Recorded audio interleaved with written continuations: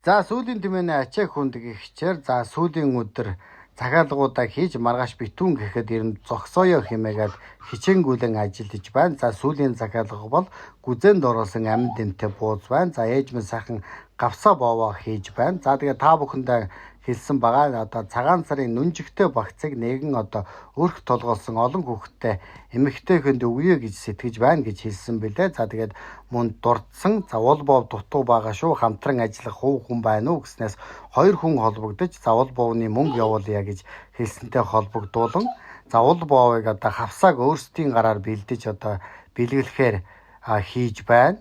За мөн ингээд хундан цагаан хоньныхон сайхан толгойг сайхан угааж бэлдэж байна.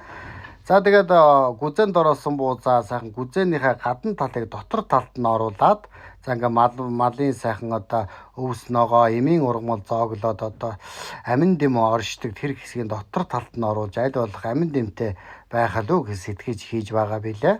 За тэгээд нөгөө цагаан сарын нүнжигтэй багц маань ерөнхийдөө хоёр хүнд одоо бэлэг болон очихоор болсон. Бас 500 мянган төгрөгийн аздтан буюу 2 сарын 28-нд тодруулна гэсэн 500 мянган төгрөгийн 10 аздтангаа маргааш тодруулна.